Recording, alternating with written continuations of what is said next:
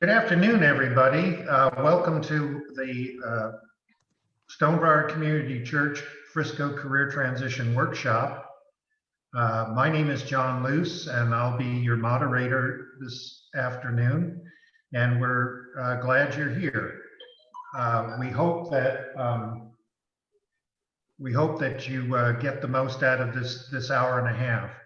Stonebriar Community Church is our sponsor. That's the place where we normally meet in person. We are meeting virtually due to the COVID-19 crisis, and our attendance is usually very high because it's an all-day affair. And for the safety of those attendees, we're going virtual until things improve to a point where we can safely gather together. So we're thankful to Stonebriar for their support in this ministry. This event is currently being recorded live on Facebook, and the recording will be posted in Facebook after it's over and on Career USA in YouTube. That's the Career USA channel for others to view in the future or to review if maybe there's something you feel you missed.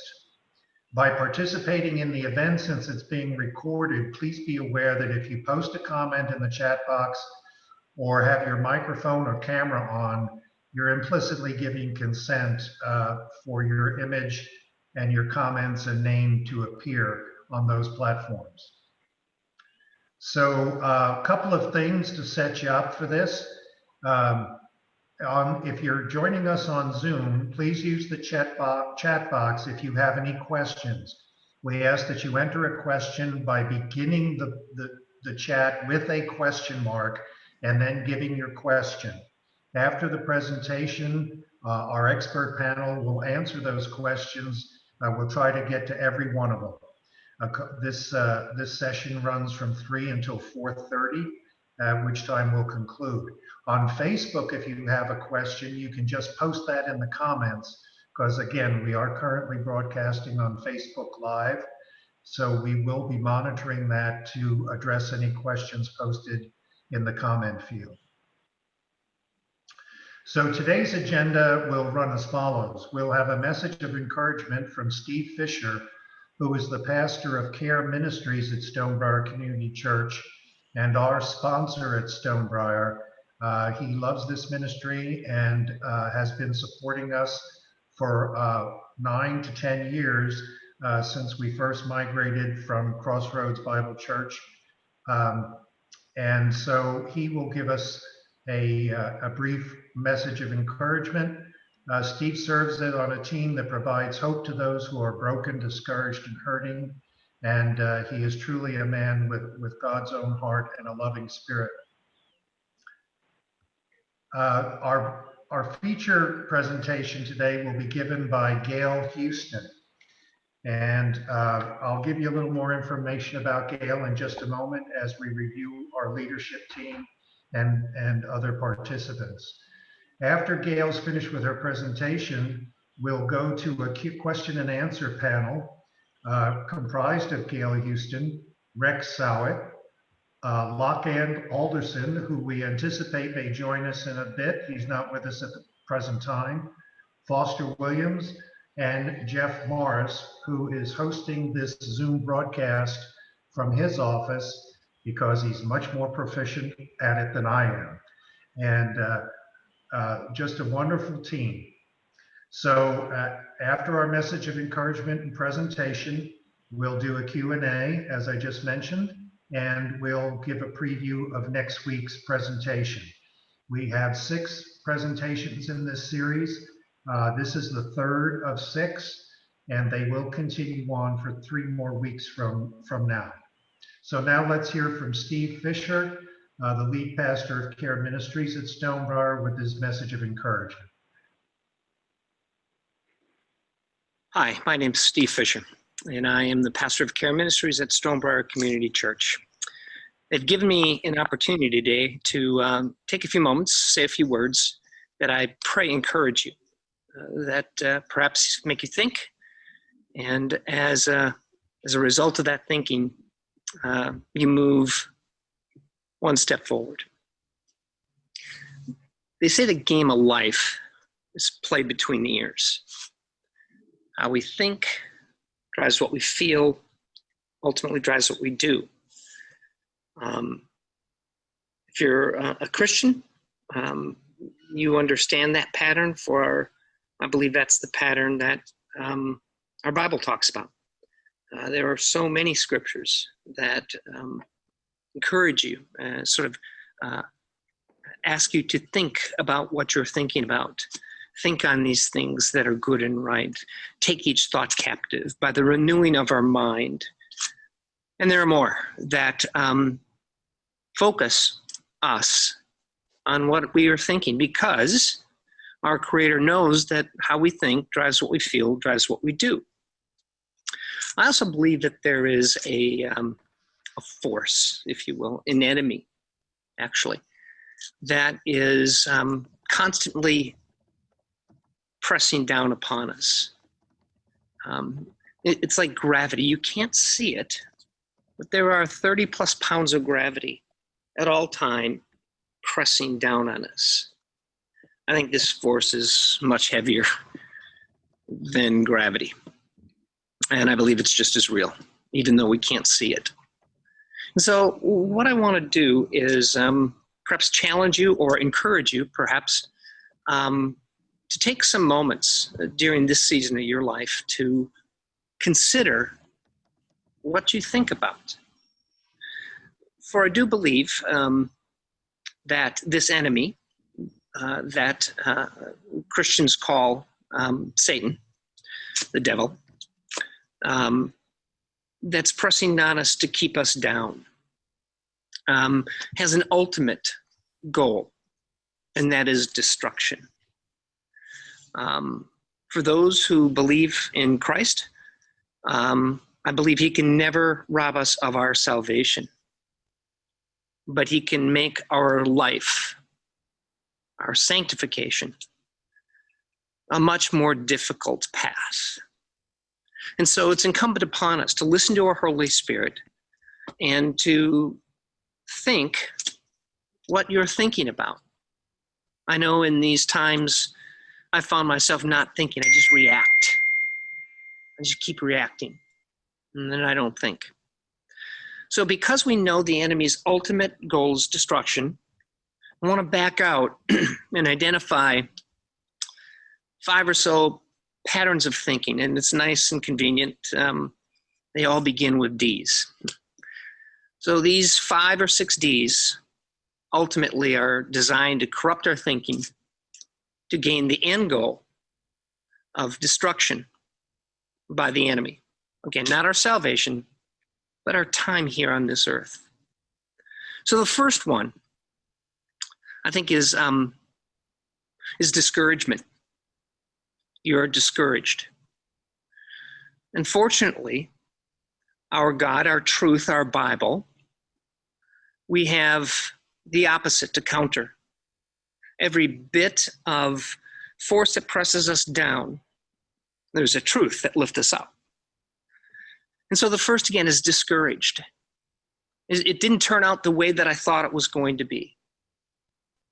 Our Bible tells us that because of what Christ did for us, and because God measures our steps, that it's not over till it's over. You may be discouraged, but that doesn't mean that you're done, because I believe God is still shaping and molding you for the next phase of your life, the next steps of your life. So we also get distracted. I think it's a clear tool of that enemy. He distracts us. We begin thinking about the things perhaps that aren't as significant, but it feels like we're thinking about things. So he allows us to play over here and avoid the really tough things sometimes. There's that little colloquialism where you're thinking about, and then you see a squirrel and you look to a squirrel, right? That says we're easily distracted. And that works in the enemy's favor, because then we don't focus on the things that are really important. Keep the major things, the big things important. Sometimes we got to ask, okay, what is important to me? So we can have that ability to not be distracted. Sometimes the enemy's thinking causes us to feel diminished. That's a lot where shame comes in, that we just aren't what we thought we are, or more importantly, what other people thought we are. But you got to remember, you are fearfully and wonderfully made in the image of God.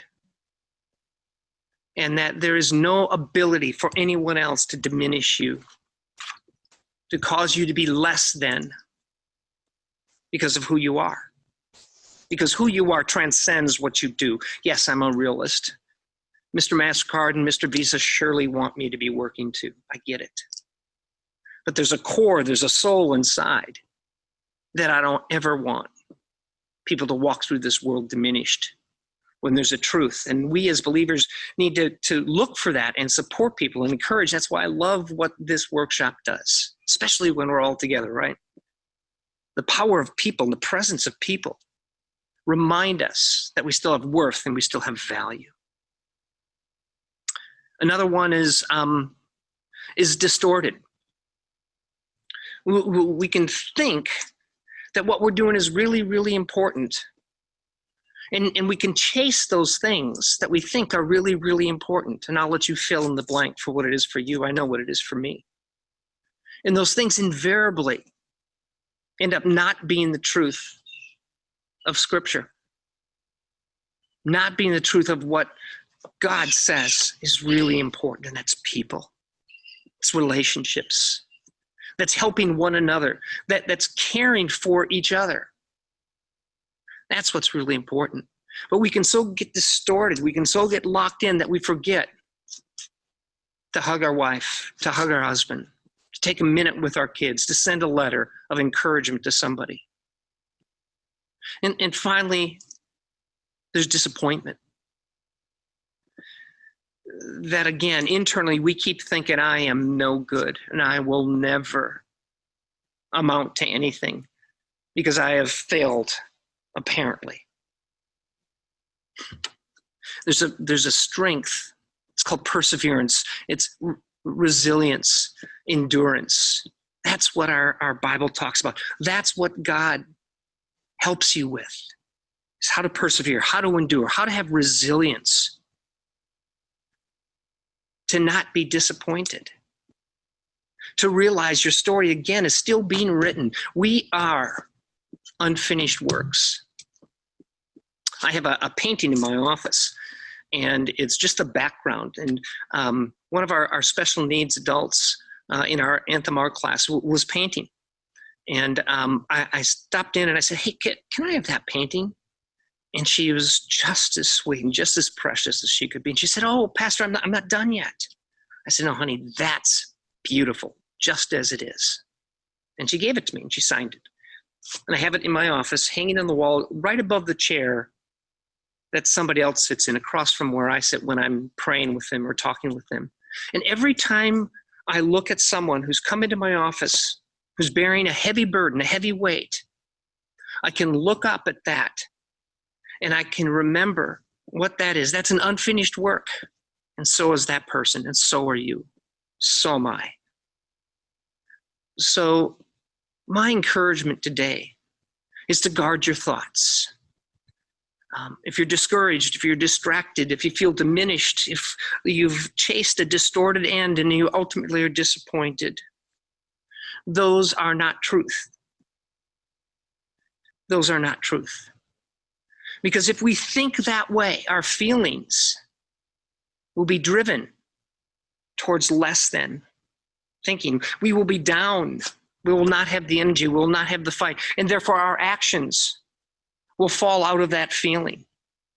So if I'm thinking that I have been diminished, I am feeling a bunch of shame, I'm not going to act in a way that is confident, the way that is using the gifts and talents that you've been given.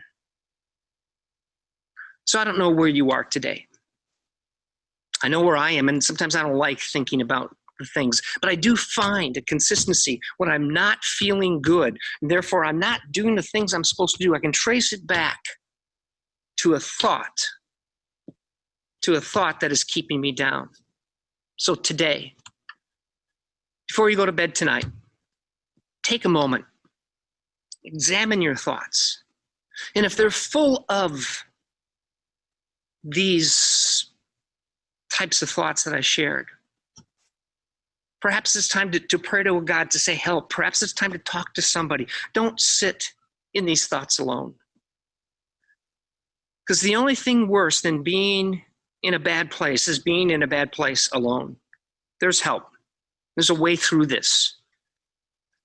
We can never change the past, but we can reframe it. We can look at it differently. So be encouraged today, because you're an unfinished work.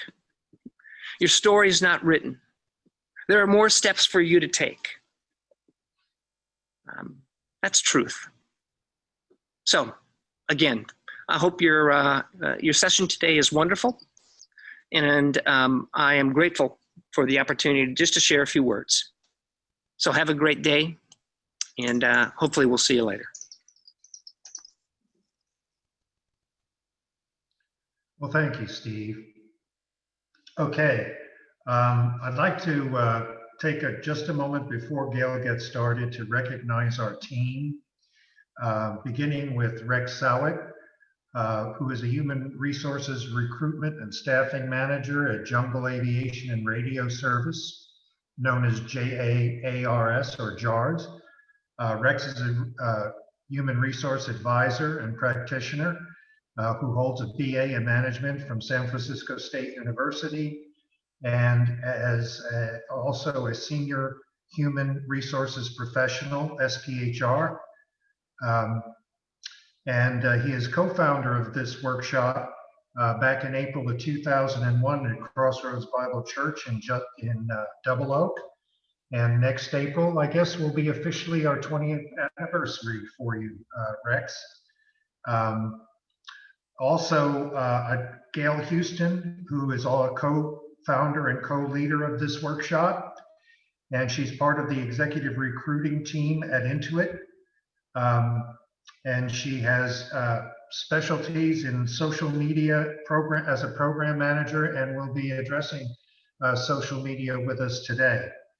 I'd also like to mention Locke Alderson, who is a career consultant and a professional executive and professional contract recruiter.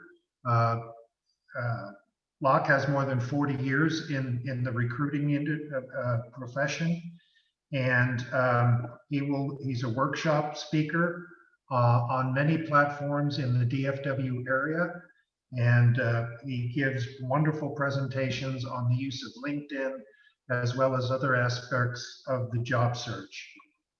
We also have Gail Bridgman with us, who's a certified career coach and has been with Lee Hecht Harrison for 11 years.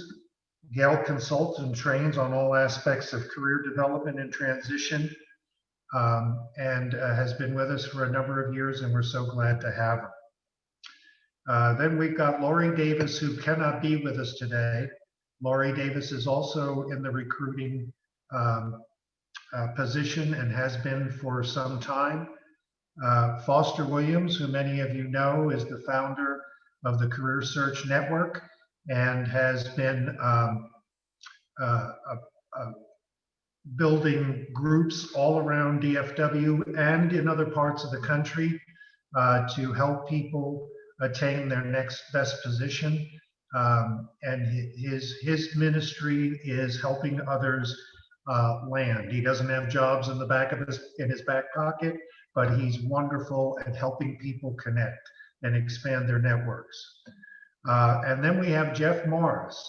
Jeff Morris is not a recruiter by profession. However, in the last 10, 12 years or more, Jeff has been just a stalwart proponent of helping others by paying it forward. He's the founder of the Career DFW website. He's currently hosting workshops online 3 days out of the week, every week. And you can find those on his website, careerdfw.org, which is something you should bookmark or put in your favorites because it's just an astounding resource tool for those who are seeking employment. And he is also hosting this Zoom meeting and just does wonderful behind the scenes work as well in helping others get connected to find their next best opportunity. Also, you've seen Steve Fisher, and also working with Steve at Stonebriar Community Church are Karen Hawkins, who's an operation lead in the missional living ministry at Stonebriar, and Jean Allen, the lead administrator for missional living at Stonebriar, who coordinate a lot of the activities and set up the links and whatnot on the stonebriar.org website and help to advertise this workshop, as well as Frisco Connect, our regular networking meeting held on the first and third Thursdays of every month.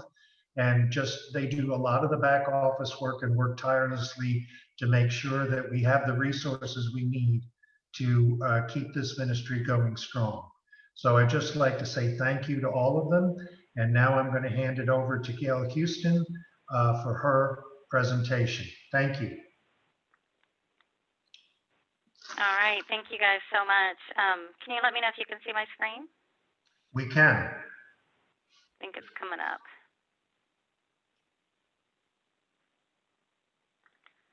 All right.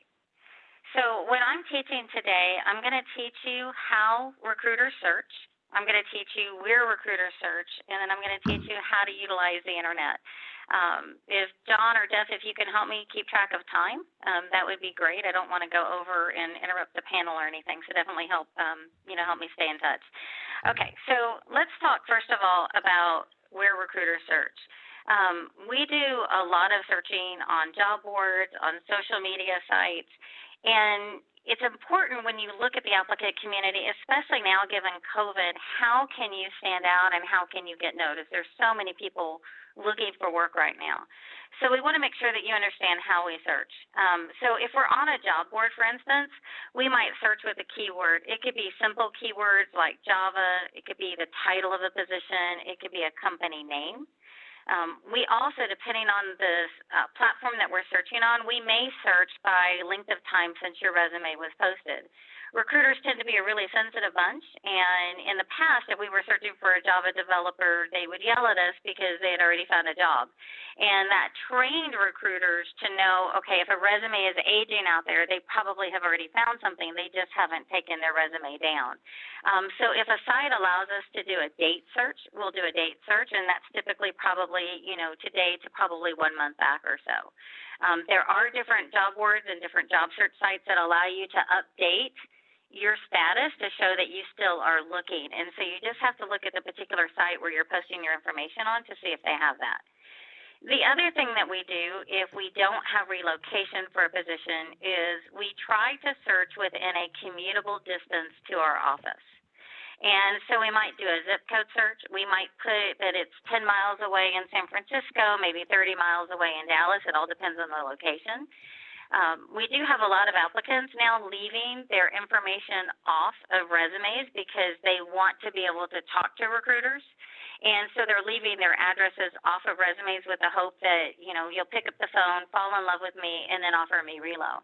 And sometimes that happens, but most of the time, if we have relocation, we're automatically searching everywhere across the United States anyway. Ideally hoping to find somebody local, but again, we'll usually keep those searches pretty broad. The other way that we search is we search by using keywords. So think about when you go out on Google and you're searching for an Italian restaurant. You don't just put in Italian restaurant. You might put in Italian restaurant near me. You might put in Italian restaurant 5 stars, maybe $3 or $4 signs, that type of thing, because you want to narrow it down. And even when you narrow it down, you don't look at every single Italian restaurant that comes up because you're filtering, you're looking quickly at what Italian restaurant looks interesting. So it's the same thing when we're building out Boolean search strings to help us search. So some sites will give us forms to fill out and we'll put the company name or we'll put the zip code, things like that. Other sites, we just do Boolean search strings. We may even put misspelled words in Boolean search strings because sometimes there's people who they're misspelling on purpose because they're tired of the recruiters calling. Other times they're just misspelling just by accident. Not every site has a way to, do spell check and things like that. So these are some different complex Boolean search strings for the same position. So I just wanted to give you an idea of what they might look like. All right, so we search in all sorts of different places. So the most obvious place to search first is a recruiter's applicant tracking system. So this is where a candidate has gone out to a career site and they've applied. What's interesting that I don't think most candidates know is, yes, we look at the people who've applied. Not every company is great at it. I know my company has been making a lot of moves to make sure that everybody gets reviewed in the applicant tracking system because we spend a lot of money to bring you to that applicant tracking system. But the other thing that we do is we actually will search old requisitions. And the reason why we search old requisitions is because we have a better shot of you responding to us because you've already expressed interest in our company in the past. So this is why you want to make sure on your resume that you put in these applicant tracking systems that you have your LinkedIn URL on that profile. It may be a position that is 2 or 3 years old. I may be looking for a group product manager today, and I might go and look at a senior product manager position that was posted 3 or 4 years ago because my thought is maybe you've been promoted. All right? The resume is going to age in my system. I'm not going to see your most current resume, but if your LinkedIn profile is there, your LinkedIn URL, I can very quickly click on that LinkedIn URL. I can tell if you've changed companies. I can tell if you've been promoted because applicants tend to keep their LinkedIn profiles more up to date. Even if they're not doing a job search, they do still tend to keep it more up to date. The other place that we search is job boards. So normally in person, I'm asking you to raise your hand and tell me how many people have their resume out on a site like Monster or Career Builder. And the reason why is because a lot of people, they're moving away from job boards because they don't like some of the spam that they get. And you can delete a lot of the spam that you get. Just go ahead and, click delete.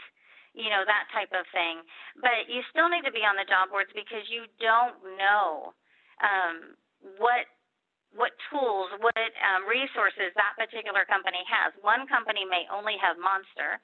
Another company may have Career Builder. Another one may have Dice. A fourth company may only use LinkedIn Recruiter, or they may only use Indeed. And so you kind of have to make sure that you're everywhere in these different resources in order to be found by recruiters depending on where they're searching. John, I did notice that we had somebody raise their hand. Are you going to interrupt with questions or are we waiting to the end?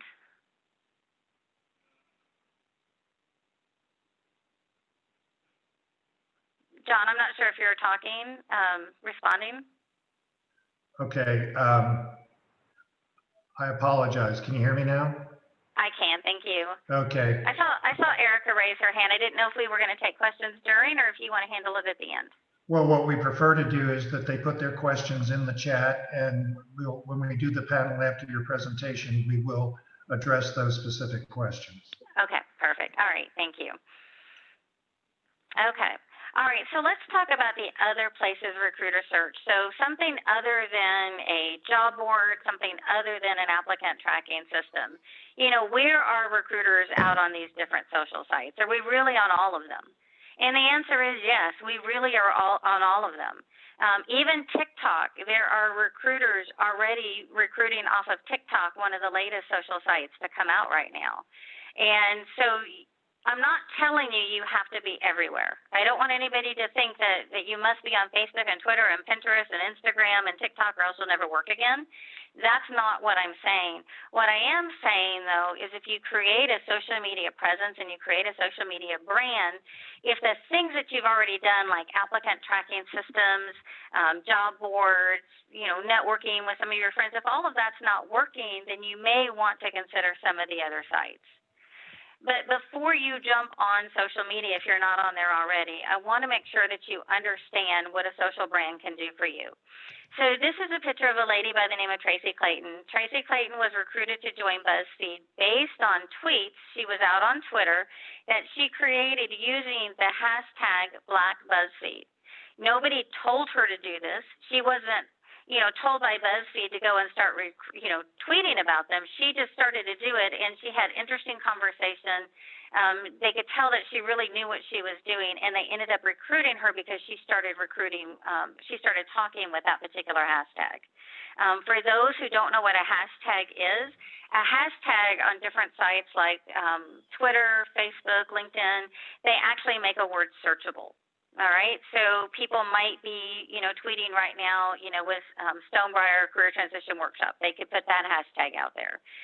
They could put the hashtag out there, Gail Houston, that type of thing. And it essentially just makes that searchable so that you can follow conversations. The problem with social media, though, especially in today's just hypercharged world, is social media can also result in rejection. Examples here, but there's lots of examples of people stating, hey, I got a job, but I don't really want to do the job. Hey, I got a job as a daycare worker, but I hate children.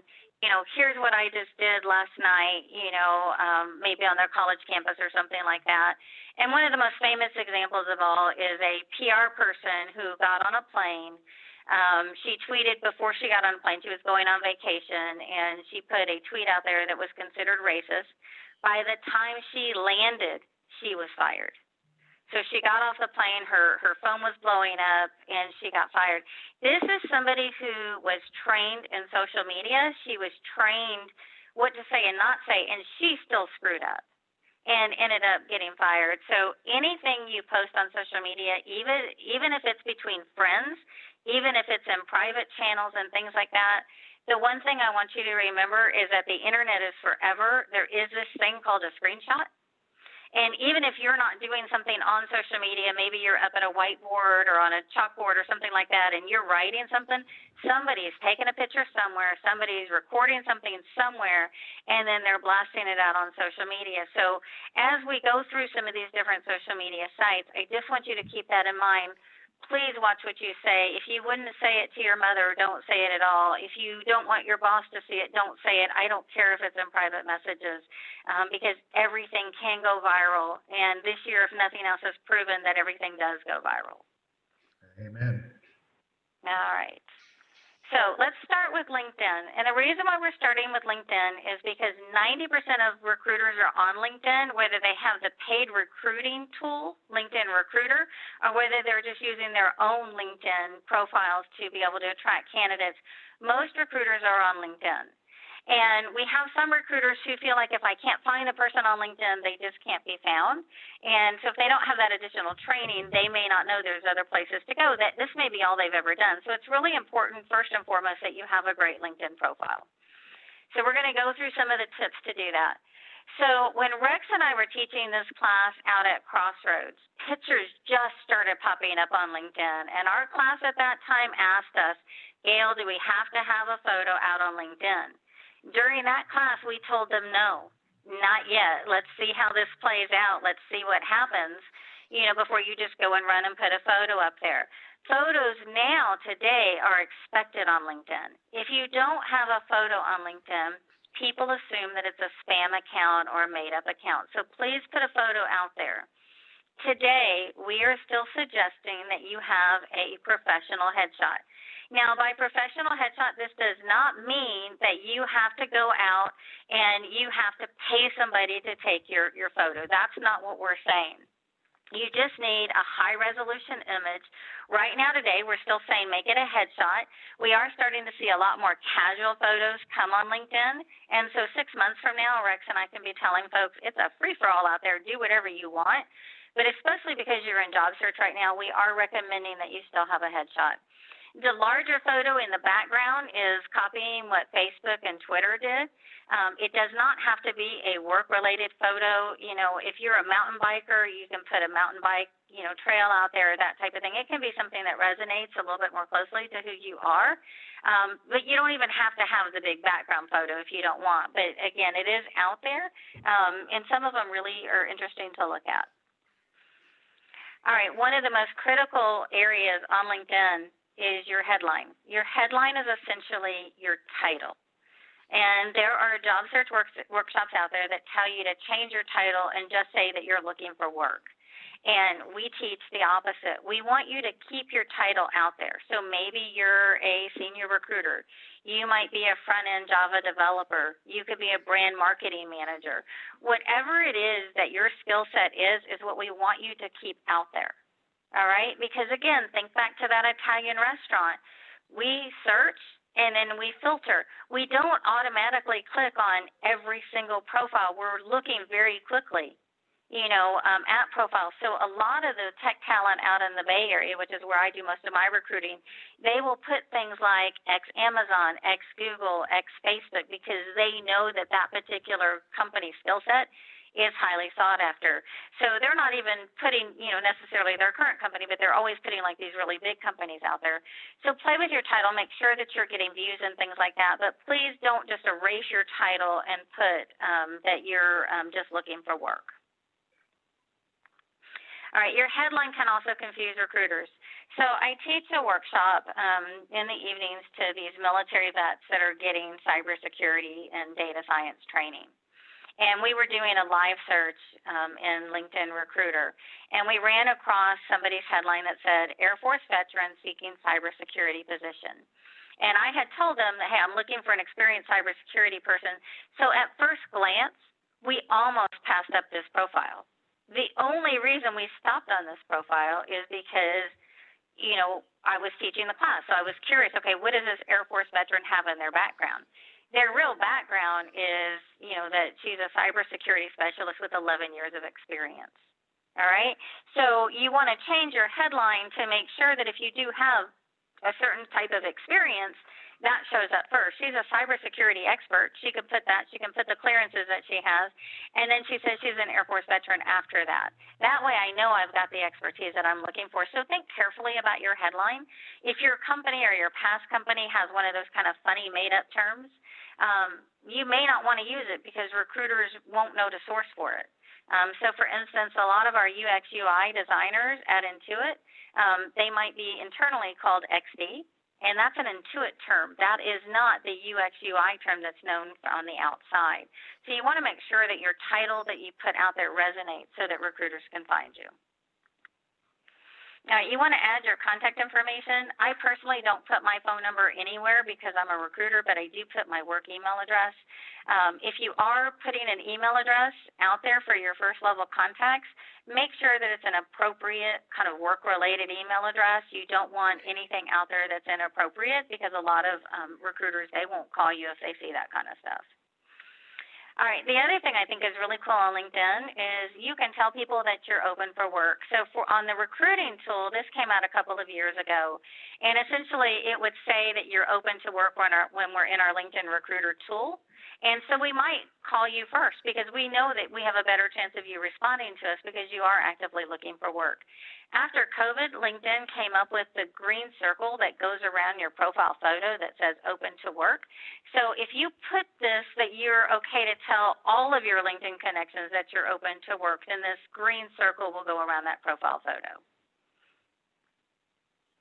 All right, in your summary section, I personally recommend putting your email address out there, especially when you're looking for work. Again, make sure it's a professional email. The reason I recommend this is LinkedIn Recruiter is very expensive. Not every recruiter, not every company can afford LinkedIn Recruiter.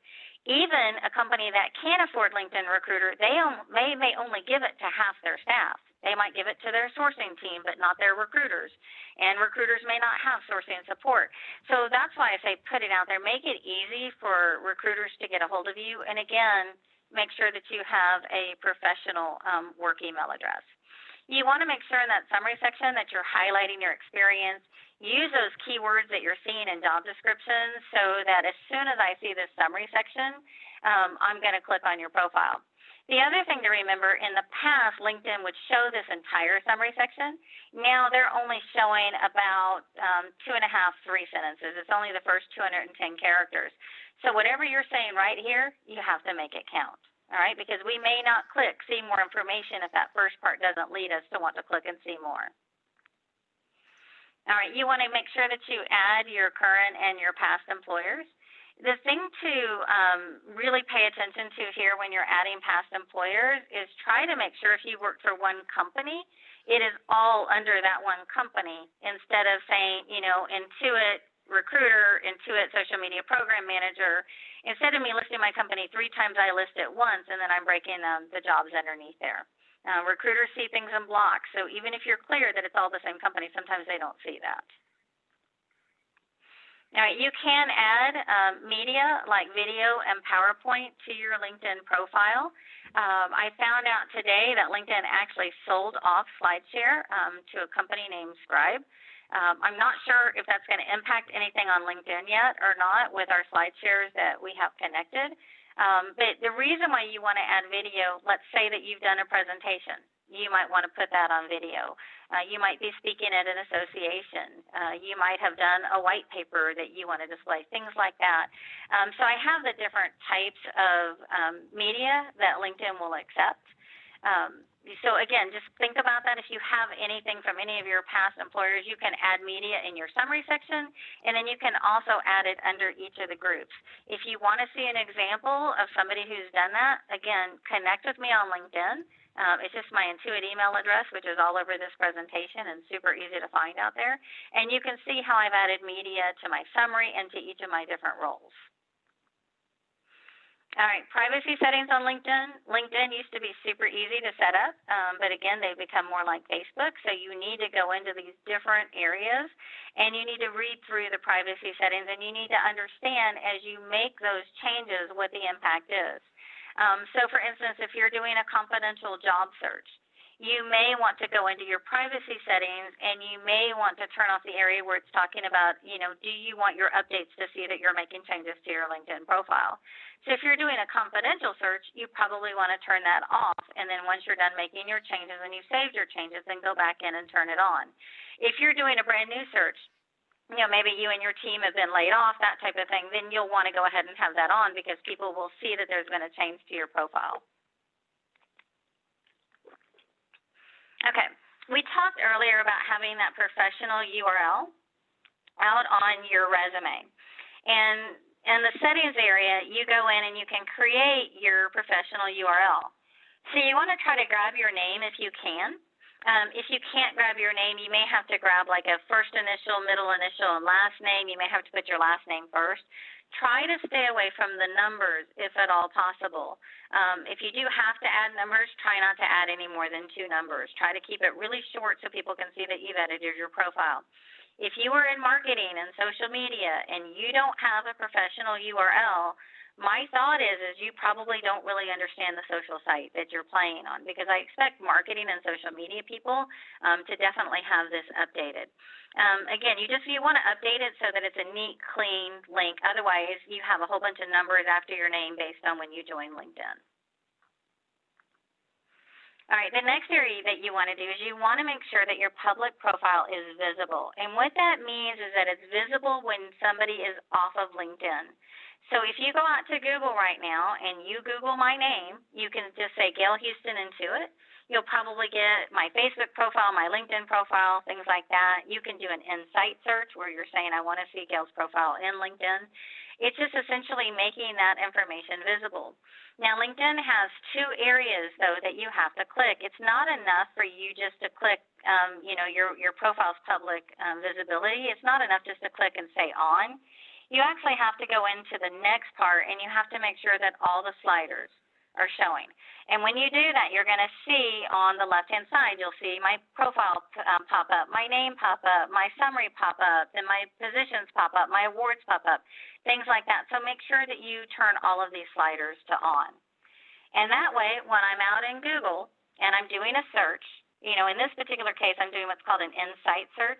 I'm specifically saying I want to see chief architects that happen to have a LinkedIn profile.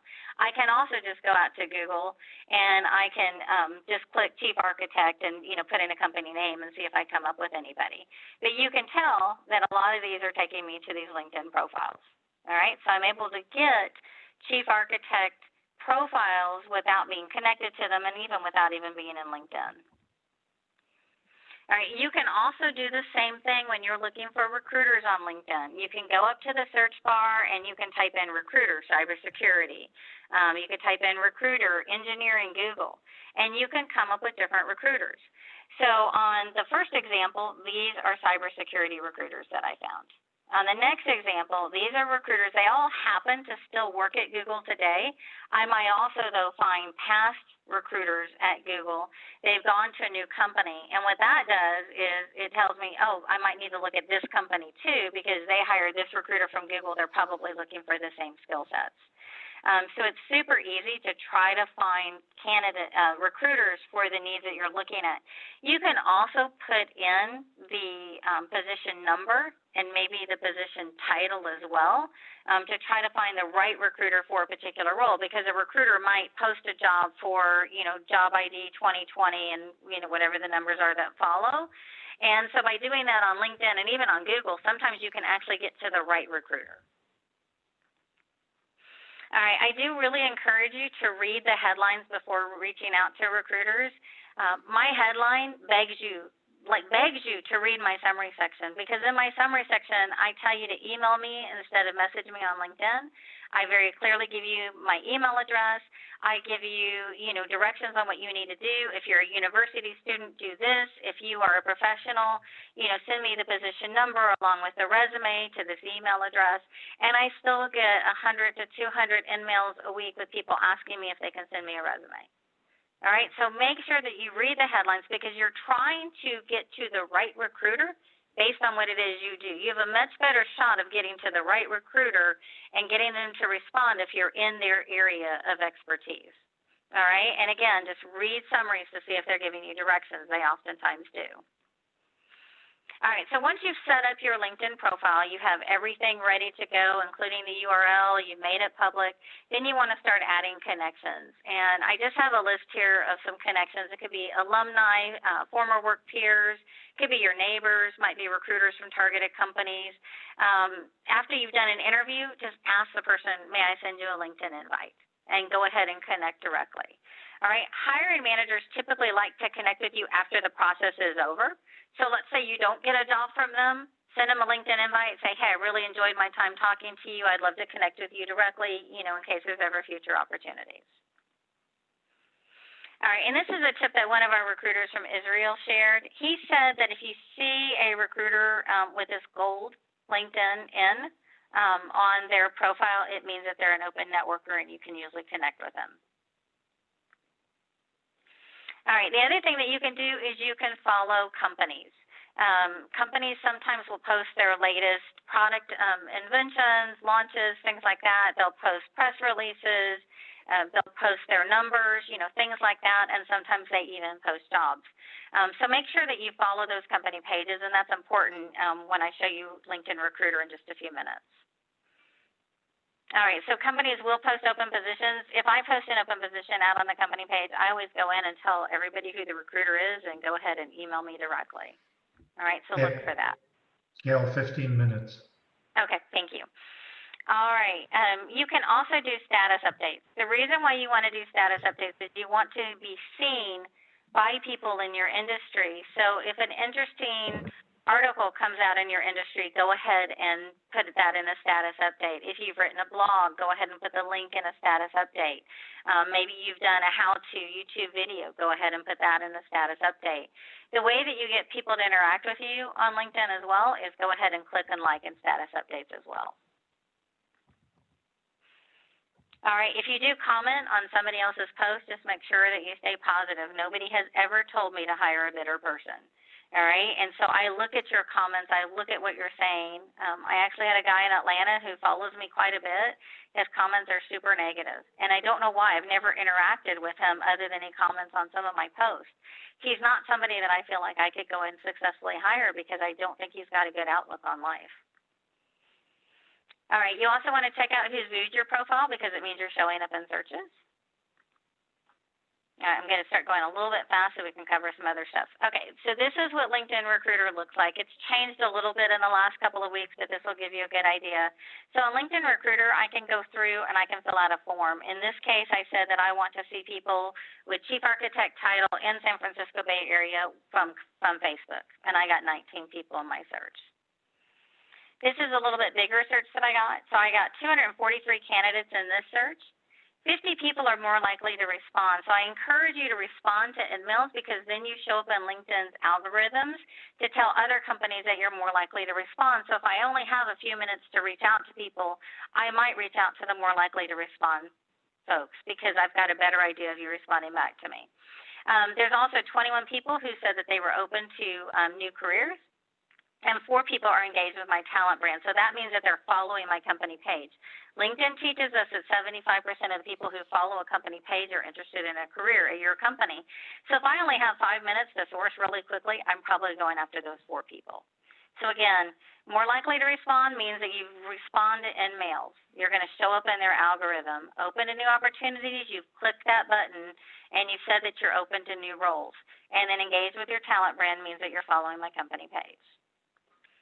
All right, so this just talks about responding to an email when you're interested. It appears that LinkedIn gives the recruiter your phone and your email address. It does not, so make sure that you share that. If you are interested in a role, you can suggest days and times that work for you as well. I also recommend that when you do get an interview, go ahead and look up the person's profile in LinkedIn, but then also go out to Google and type in that person's name in quotation marks and then just put in the word blog, speaker, presentation, YouTube, or SlideShare to see if you can come up with anything else. This slide just talks about why you respond when you're not interested. It's time to make connections before you need them. Think about those 30 million people laid off with COVID. Had they made connections earlier, they would have had the heads up over some other folks had they started making those connections. And again, it'll help you show up in the algorithm. All right, LinkedIn also is not a chat site. I don't answer these where it just says, hi, how are you, things like that. You know, you need to make sure that you're giving the recruiter all the information up front on what it is you need. All right, so we're going to go quickly through these. So this is Facebook. So Facebook has entered the recruiting game. You can add information on your Facebook profile that looks very much like LinkedIn. You can add your work experience and make that public. You can add a job search email and make that public. You can add your education. So you want to make that type of stuff public, but you want to make any of the other type of stuff like, you know, videos that you're sharing, pictures you're sharing, what you ate for dinner, all of that needs to be private, all right? Not private, but it needs to be between you and your friends. I absolutely love Facebook groups. I think that they're fabulous. They show up in your feed anyway. Usually the conversations in Facebook groups are really enlightening. Like I learn a ton about my industry through Facebook groups. And then I participate in groups. Like my favorite group to participate in for the type of talent I recruit is called Women in Product.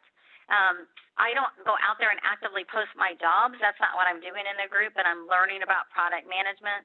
If somebody does ask for somebody to review the resume, I raise my hand, I say I'll do it, I put my email out there. Just from that one person asking, I almost always get 10 other resumes. All right, I give them advice, I send them my resume presentation, and if they're great, I'll recruit them. All right, so this just goes over, you know, what you need to make public, friends only, and then only you. If you have your birthday out there, please hide the year of your birth, all right? That credit scammers love Facebook because you guys put so much stuff out there. This just talks about the difference between a Facebook page and a Facebook group. A page is usually company or association sponsored or brand sponsored, and a group can be started by anybody. So if you can't find a group out there that's relevant to what you do, you may want to start one, all right? You know, something like, you know, product managers in Dallas. You know, that might be a group that you want to start. All right, these are just some other sites. Recruiters will use Snapchat to engage talent. Our oldest university recruiter actually grabbed the hashtag intern guy, or the handle on Snapchat. He will snap students and say, meet me in the cafeteria for coffee, meet me up in, you know, the library, I'll review your resume. He's been able to increase his hiring on the Stanford campus dramatically because he's engaging where the students are. He's doing a lot of investigation right now into Instagram. So this is an example. This is the first Instagram ad I ever saw. It literally, the recruiter just wrote on a piece of paper and put it out on Instagram and started getting candidates. All right, so that's another place where you can find out about company culture, things like that, and you might be able to engage in networking and get an interview opportunity. Twitter is another place to engage. You can either go to Twitter and do the similar search like I showed you earlier on LinkedIn, just put, chief architect. And if you're a chief architect, you can connect with other chief architects and follow them. You can also engage with corporate employers brands like Life at Google, Intuit Careers, things like that as well. So look for things like Life at, Jobs, and Careers to find those employer brands. If you do go out to Twitter yourself and you say things like, help me find a job, just make sure when the recruiters are direct messaging you that you're actually responding back. I thought this guy did a great job at creating a social brand, but he forgot to be social. So I don't know if he already found a job and he just decided he didn't have to, answer recruiter questions or, request for interviews, that type of thing. But I direct messaged him on a number of different sites and never heard from him. All right. So again, if you're going to use any of these tactics, just make sure that you're responding. Okay. We also do something called geofencing. This is where we just have targeted ads that will go to you, based on your location. We do use Pinterest to recruit. So again, that's going to be a lot of culture. And then this one is just really way out there. I'm telling you, recruiters will go anywhere. This one is an example of a company that actually recruited off of Tinder. All right. YouTube's another site. Nobody can stop you from putting a video out there that talks about, your particular industry. Maybe you want to train on something that you know how to do. You can go put a video out on YouTube. I go to YouTube and I will type in things like SRE for Dummies, Chief Architects for Dummies, because if I'm learning a new skill, that's usually where I go first. And then you see people talking about it. You read articles about it. If somebody's talking about it, I figure that they know what they're doing and I try to recruit them. All right, and these are just some other sites like blogs and Google profiles, SlideShare, things like that. All right, Yeah. Don, I'm going to turn it over to you. Yeah, Google uploads, I can't remember the exact number, but something like 4 million videos a day. It's huge. Some incredibly insane amount. I've solved a number of problems and answered a number of my own questions on Google. Thanks, Gail. You're welcome. Okay. Let's let me just do one thing here, and we'll get rolling. Gotta remember what my commands are. Okay. Again, if you have a question for the panel as a whole, or for any one of the people on our panel, please enter it in chat with a question mark. I've gotten several questions and a couple that I thought of myself, but early in your presentation, Gail, you talked about job boards and posting, updating job boards. Phil Young asked, how many job boards and which ones? Phil, do you want to expand on that question?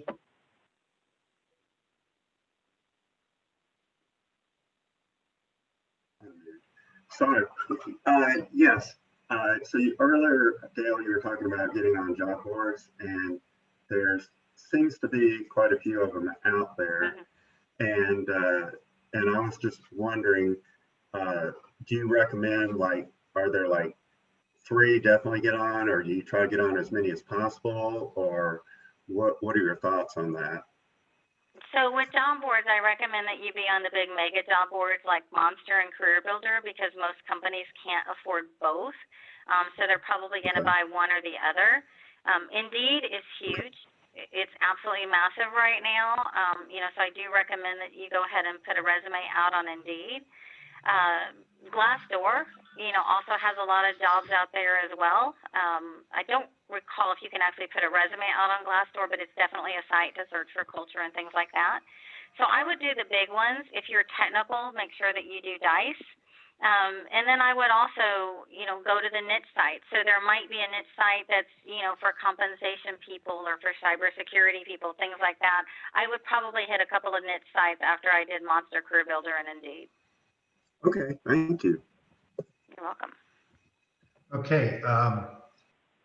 Mike Curtis asked, how much do companies actually refer to their own talent communities to find prospects? So I know for Intuit, we have huge talent communities and we're constantly adding to them. So we do a lot of work to network and to bring people in. We may not have a job right away, but they've got a skill set that we look for. And so we will, maybe email a newsletter or something like that, or, they set up alerts to get jobs. It's huge at Intuit, and I know it's huge at a lot of other companies too. Okay. Just a moment here.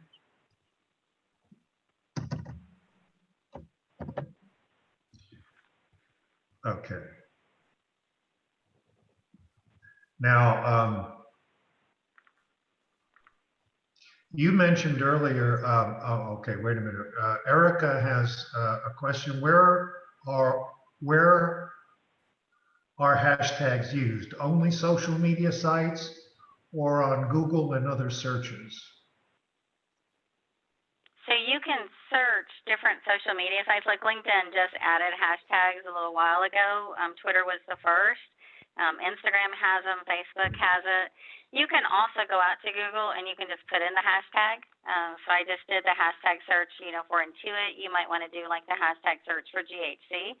It's probably going to take you to either a company page or different social sites. Okay. But I just did GHC and it's giving me a variety of different things. Okay, thank you. Let's see, we also,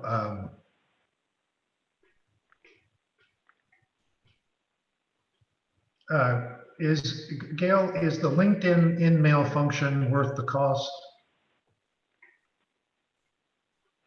If you're not getting enough recruiters reaching out to you even after you've updated your profile, then it may be worth the cost.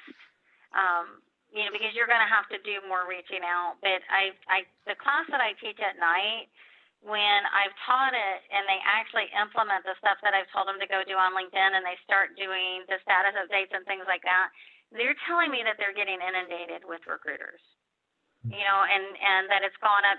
One guy even said, I have 1,000 times more activity. I don't know what he was using to measure, but he's a data science guy. So try to use the stuff that we're teaching you for free first, because if you're unemployed, I don't know when you're going to run out of money. So try everything for free, and if that doesn't work, then you start paying, and that would probably be one of the first things, if I had to pay, that I would pay for. Okay, Erica also asked, and I'm going to ask the whole panel who feel like responding to this to jump in. She says, thanks for mentioning all the different social media networking sites. How do you decide which ones to use? There isn't enough time to do them all. And I agree with that, because although I've been involved with technology since the 70s as an end user, not as a coder or anything, as I age and slow down, I go nuts sometimes. So I think you do need to pick and choose, but up front, how do you make that decision? Anybody got a comment? I know Gail does.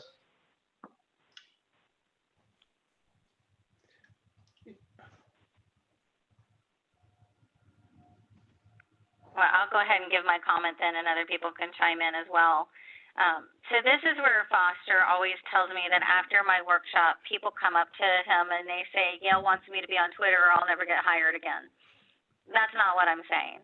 You do need to be on LinkedIn, because that's where 90% of the recruiters are doing their searches. I really like Facebook because there's billions of people on Facebook compared to the millions of people on LinkedIn.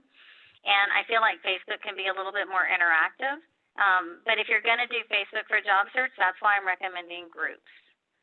So as you're doing your job search, if you're getting a bunch of interviews just by being who you are and everybody's reaching out to you because you're an industry expert, you don't have to do much. But if you're not getting the recruiter calls, if you're not getting people viewing your profile and things like that, you're probably going to have to venture out and do something a little bit different. The sites like Instagram, they allow you to kind of see the culture. You know, so if you're interviewing at a company, you may want to check out their Instagram page. I'm not saying you have to go out to Instagram and publicize yourself, but sometimes that's the difference between you having a job or not.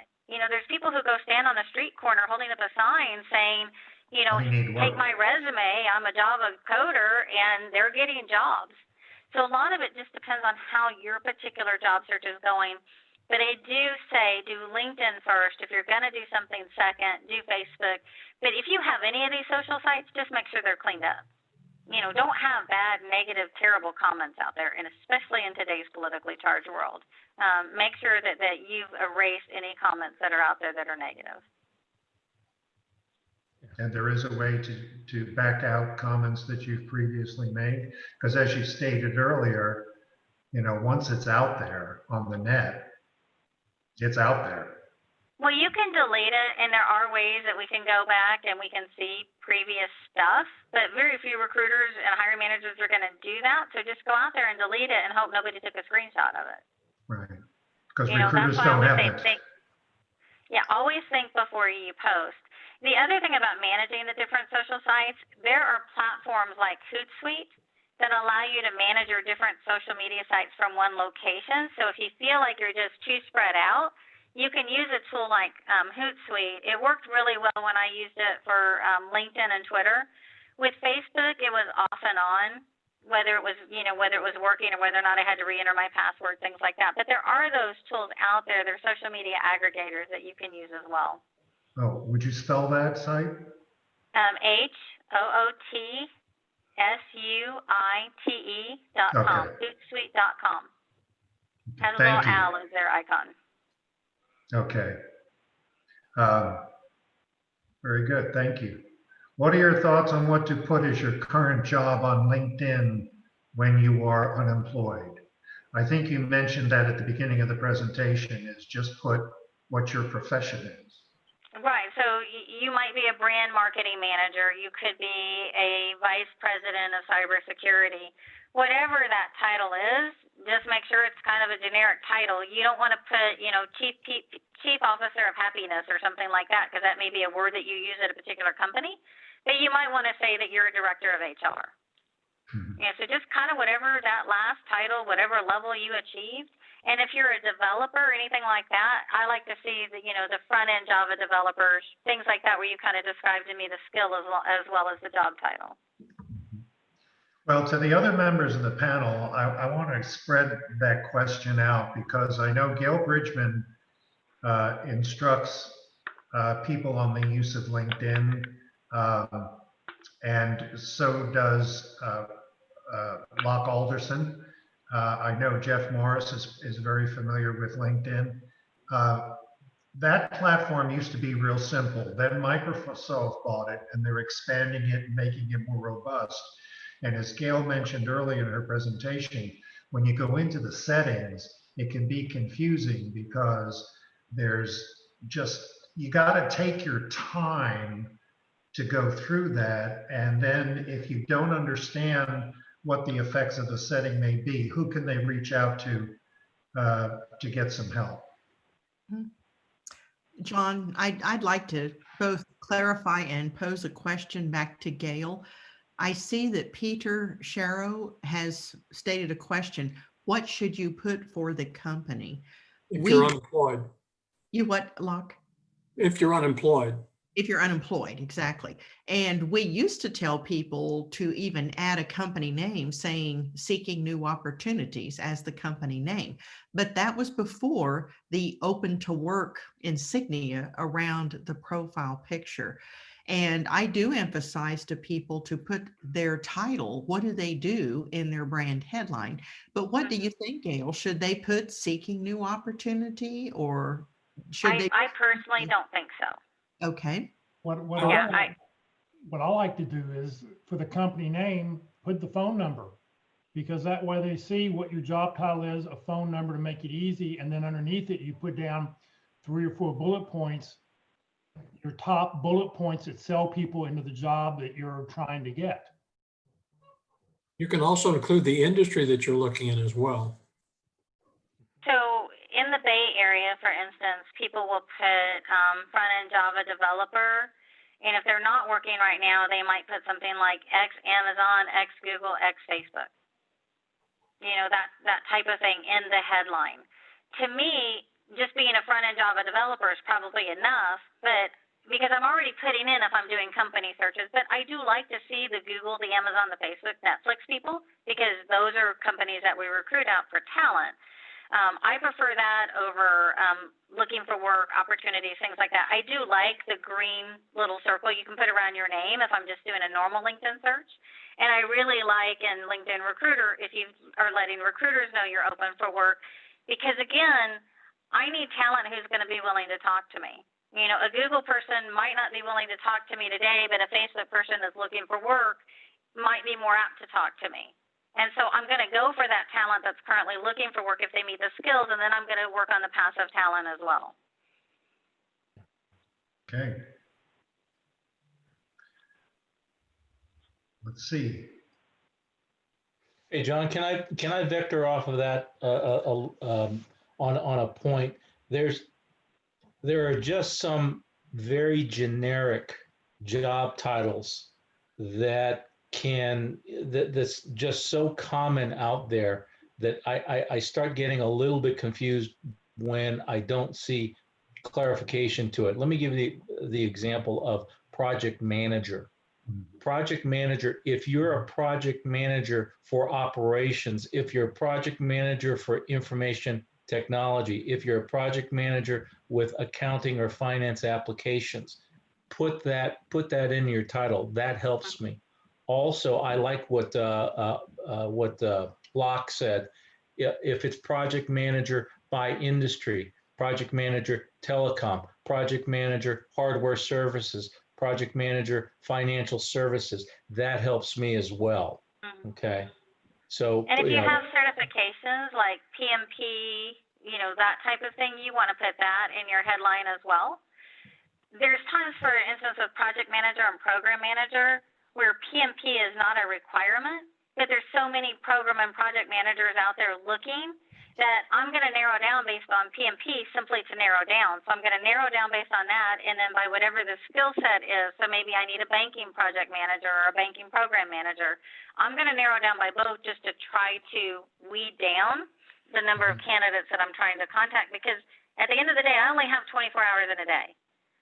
I work a lot of them, as my cohorts know, but I can't get to everybody. I'm trying, but I can't. I can't reach out to, you know, every single great program manager that's out there. It's just not humanly possible.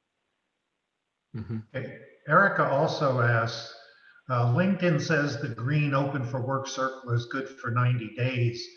Did she read that correctly? If it's been more than 90 days, how do you refresh it? I think LinkedIn will, it just sort of, if you say you're open to work every 90 days, it's going to make you renew it. Just say you're still looking, because a lot of people will just never update their profile. So this is a proactive measure that LinkedIn has done. Also, I know that LinkedIn, I got an email a couple days ago that LinkedIn's going through a major redesign. I think we're going to see a lot of new features. I know that in the title bar where your name, underneath your name, it recently went from 120 to 220 characters. So you can add a lot more space. So yeah, LinkedIn is going to be changing. And that would, go ahead, Gail. It's already changed on the recruiter side. And that brings to the front this whole thing of, it takes a lot of work if you're looking for work these days. You have to put in hours of research and of patiently going over these sites, refreshing your LinkedIn on a regular basis, refreshing your resume on the major job boards, looking for targeting companies. There was a presentation earlier this week, correct, Jeff, on researching your target companies by Kip Lifson and Yeah, Mike. last Friday at the North Dallas Plano Career Focus Fair. Right, last Friday. Um, it's not like it was last century where you went to the want ads in the Dallas Morning News. Well, and this is why you network before you need it. You make connections, personal connections, people that you're working with, people at the ballpark. You know, don't be yelling at the refs and calling them names, because that person sitting next to you might be a hiring manager, they might be a recruiter. And again, if they think you're a jerk, they're not calling you. So use this opportunity to make connections, reach out to past coworkers, people that you've worked with, see if they can refer you into companies. That's usually the best way, is, you know, through employee referrals and things like that. Reach out to people that you went to college with. You know, put in your signature line your title, what it is you do. You know, you're a cybersecurity specialist. That's in your title in the hockey email that's going back and forth. Somebody might need a cybersecurity person, and they're going to remember seeing that title kind of flashing, you know, across emails about the hockey team. You know, there's 6 recruiters alone, and it's probably more than that, who live in my neighborhood. You know, I didn't know any of them until just by chance through different sports teams, I started meeting them. There's 6 recruiters alone in my neighborhood. There's recruiters everywhere. I'm telling you, we're shockers. We absolutely are everywhere. So use all of those opportunities, you know, to make connections. People that you meet in the grocery store line, people that you meet in the mall, people you meet at the gym. Everybody works somewhere for the most part, and everybody typically needs talent. So start making those connections so that you don't have to use LinkedIn and Facebook and Twitter and things like that to find a job, that people are calling you at all times. That's your goal. Your goal is to be so well networked, you never have to do anything, I'm telling you, because people are always calling you. Question, Gail, have you posted this latest version on SlideShare of your using something? Yeah, I was talking to John earlier. I can't get it uploaded, but Jeff has the presentation on his channel. And it's also out on YouTube that will have this version of the SlideShare. But I cannot get this version uploaded on my channel on SlideShare. Okay. We may be able to put it in yours, Locke, if you have one. Yeah, Locke, Gail mentioned earlier before you were able to join us that she's maxed out on SlideShare and LinkedIn has sold the SlideShare platform to another company. Yeah, that was effective September 24th. So I'm hoping they'll give me more ability to post, but we'll see. Okay. Any other questions? You can use the raised hand, and then we can unmute you and let you ask. Erica did ask about, she makes changes to her profile all the time. Does that update the open to work? That's something that you're turning off and on specifically. Just because you update your LinkedIn, that doesn't impact that particular open to work. That's a special field where you're going and you're saying, hey, I'm open to work.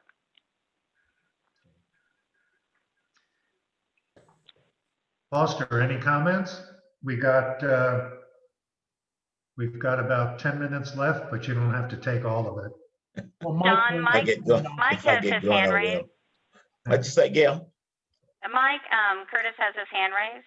I don't know if we've Okay. answered his question or not. Go, Mike Curtis.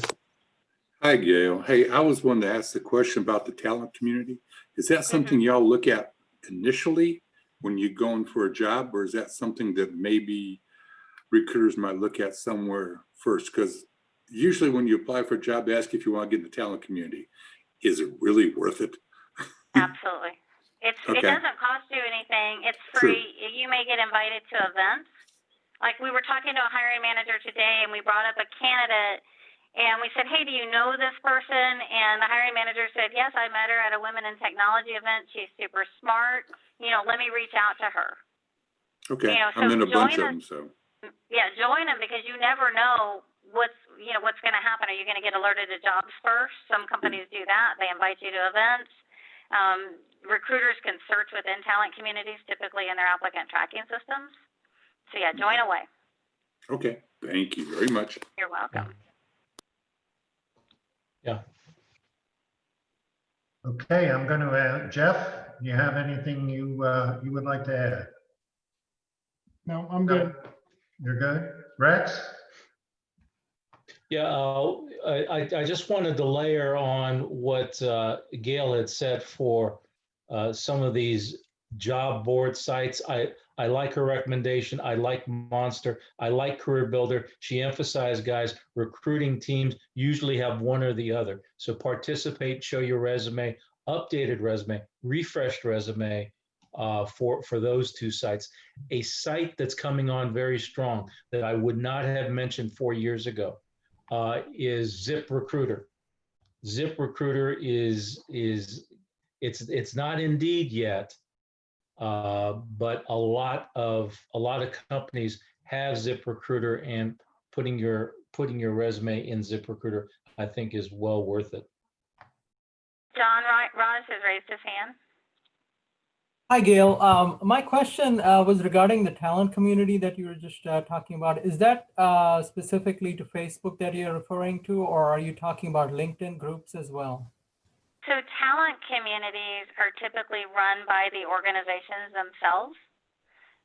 So for instance, if you apply to a job at a company, you may get like a pop-up that says, hey, do you want to join our talent community? Or maybe I reject you for a job because it's not the right opportunity for you. I may send you an email saying, hey, join our talent community. So talent communities are normally company specific.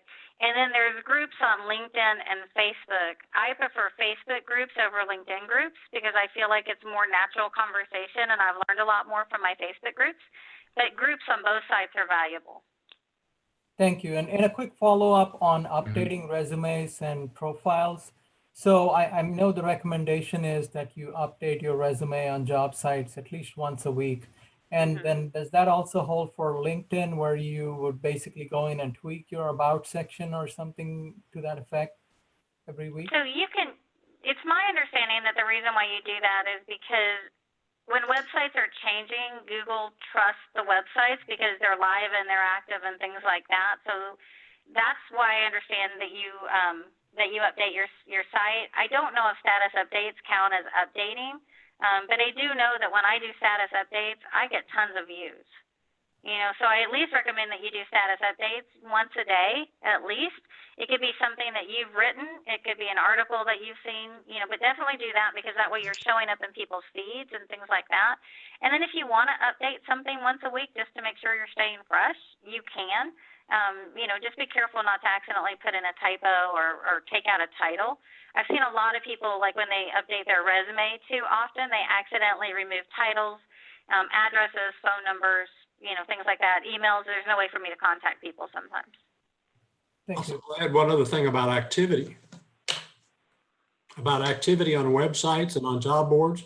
Anytime you activate, particularly on LinkedIn, activity on the site is one of the values that is added to the algorithm when a search is performed. So if somebody's searching for a Java designer and you've been active, that's a factor that raises you up on that list that's generated by the algorithm. And Locke, is that including like the status updates that we do, or is it just if I'm updating my profile? Any kind of activity on LinkedIn counts as a value that increases, you know, that number score is part of the algorithm that's searched. Okay, thank you. So it's like the credit reports, it increases your score. Yes. I found that if you write an article, gets you the most points. If you share an article and comment, gets you the next amount of points. If you just share an article, you get a little bit less. And if you just like something, that gets you the least amount of points. So if you're able to share something to your network, and if you can add a comment to something, that is probably the way to go. If you can do one of those every day, that would be great. And I share a lot of applicant tips out there. So if you're looking for something to share, I'm usually posting a couple of applicant tips a week. You can just go and share those articles for other people. And, you know, and I'm not one of those recruiters that's snarky with my applicant tips because I think they're mean. You know, I try to be helpful and I try to make sure that it's relevant to what I'm you know, suggesting people do. Yeah, I see them regularly on my feed. Thanks, Gail. Gail Bridgman, any comments? Anything you would like to? I think Gail Houston has covered it very well, and move forward, be on LinkedIn, do it. I have a question. I'm sorry, we just had somebody ask about a poll. You can definitely do a poll out on LinkedIn if it's meaningful. Go ahead, Foster. Well, I've noticed there are two main companies right now that are promising candidates that if you send us your resume and you pay this fee, we will send your resume to 100, 120 companies. I'm not a fan of that, but at all really. But I would like you guys' opinion of that because I see a lot of people spraying and praying and given all the technology that we have and the very things that we've talked about right now, I think the focus would be us better to be rifle focused on letting people know that the skills that we have for what they're looking for. What do you guys think about these companies that spray the resumes out? It's a post and pray kind of thing from that standpoint. There's not a lot of value to that. And a lot of the resumes that are sent in like that get trashed. Yeah. In terms of paying for something, I took a LinkedIn Evaluate Your Profile test today, and I got through it. And I'm a superhero, whatever that means in their parlance. But again, at the bottom of that list of things, they're looking to charge you for other services that they provide. So taking those surveys, frequently there's a charge to something that's involved. They're looking to raise money from you. Yeah. There are companies out there that also will interview you, tell you to, pay $8,000 and they'll help you find a job. Right. I saw them tell a really highly technical person the exact same thing that they told a teacher. And luckily we were able to stop the teacher from paying the money. We weren't able to get to the technical person in time, and that person went bankrupt. Don't fall for that kind of stuff. Check. You have all of these people in the industry that you can check with, so just don't fall prey to some of these scams. Yeah. Foster, on your on those entities that say that if you submit your resume and we can send it out to 150 companies. I've seen literally hundreds of those from the recruiter side. I've never hired from those. Yeah, I haven't Never. either. Yeah, I would as soon if someone says Gail Bridgman, Locke Alderson, Jeff Morris, Gail Houston, Foster Williams, John Luce said, "You're a really great recruiter. I want to connect with you. Can I have some time on your calendar? And here's my phone number." I will respond to that. So we also will get emails where we're one of maybe 200 recruiters. And we also get LinkedIn InMails doing the same thing where an applicant is essentially blasting every recruiter they've ever met or blasting every person they're connected to on LinkedIn. And the problem with that is every time somebody responds, you're irritating somebody. So send out individual messages. You have their email addresses. Yes, it takes time. There are things like mail mergers and things like that you can send where everybody's getting an individual message. You don't want to blast to a group. And especially if I'm a recruiter in a software technology firm and you're a petrochemical engineer, I don't know why I'm getting your message. And then I'm also getting everybody responding back saying, take me off this list, take me off this list, take me off this list. And so I'm just ticked by the end of the day because you've added another, 100 to 200 emails to my system. So try to make sure you target. We teach the same things to recruiters. We don't want recruiters to blast you either. Like I get emails all the time to be a Java engineer because I happen to have the word Java on my resume. You do not want me to be a Java engineer, trust me. The product will not work. All right, so we teach recruiters not to blast, and we try to teach applicants, please don't blast, tailor it, you're going to get more help. But when you do reach out to a recruiter, include all the necessary information.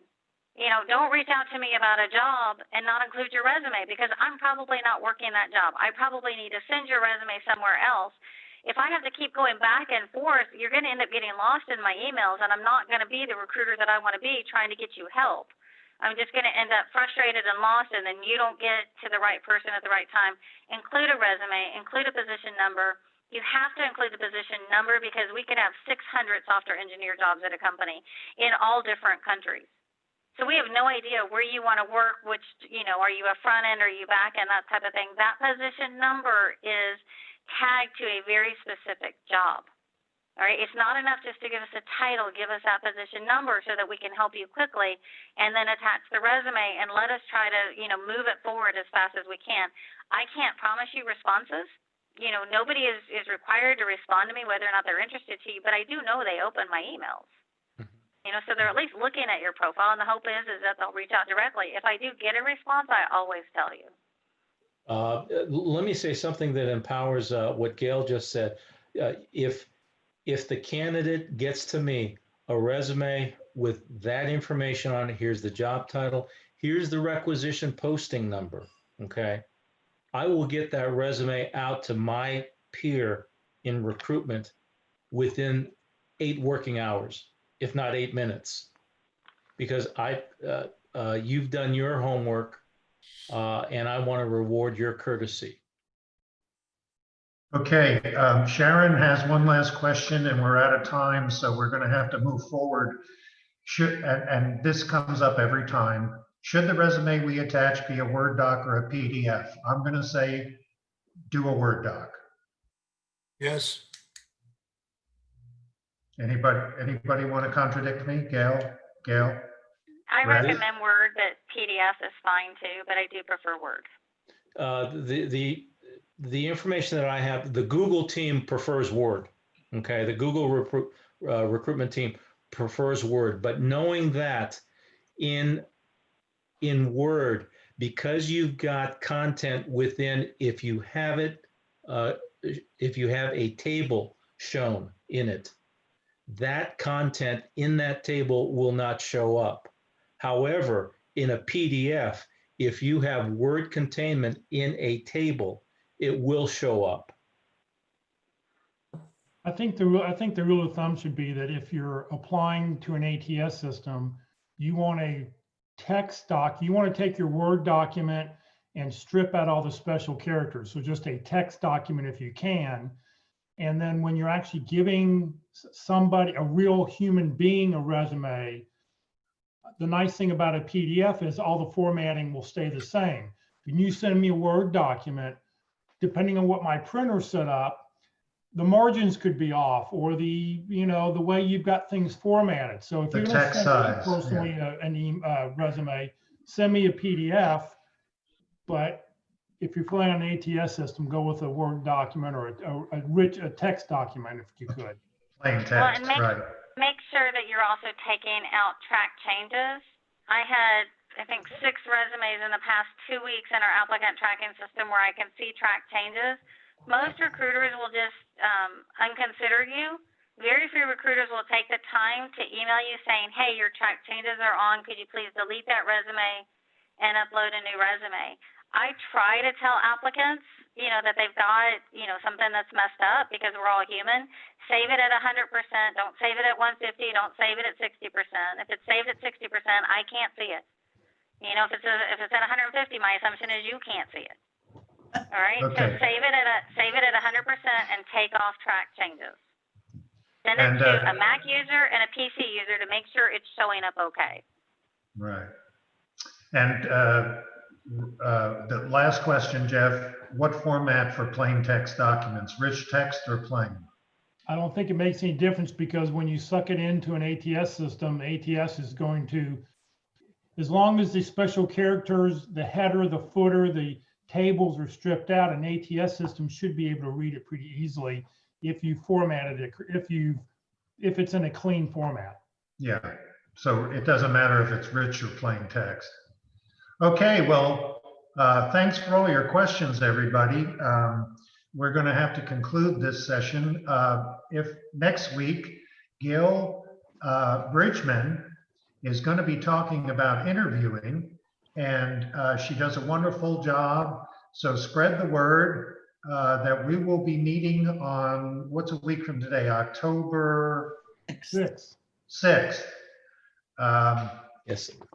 Oh, it says it right there at the top. Imagine that. Same day as Frisco Connect. Same day as we have Frisco Connect at 9:30 in the morning, and we'll have this presentation on interviewing by Gail Bridgman at 3 p.m. Central Time in the USA. And we hope you're all able to join us. Again, this session was recorded and it will be on the Career DFW Facebook page or the Career USA YouTube channel. So be sure, and you can save the chat from this meeting. Can't they, Jeff? Yep. Okay, if you go open your chat window and go down to the little circle with the 3 dots, you can open that up and it will save the chat to your computer as a text file. So you can go back and reference things. And so let me close with a quick prayer. And again, thanks to everybody for attending. Father, we thank you for this team that you've gifted with wisdom, knowledge, experience, that they may share it with others and help others along the way on their journey. We thank you for all your provision. And we ask, Lord, that you bless the journey of everybody on this call, especially those who are seeking employment. Help them with patience, endurance, perseverance, and guidance to lead them on this part of their journey to the next appointed employment that you have for them. And so we ask you to bless them all in the name of Jesus our Lord. Amen. And thank you. Thank you, everybody. Thanks, everyone. Thank you, Gail Houston. You're welcome. Bye, guys.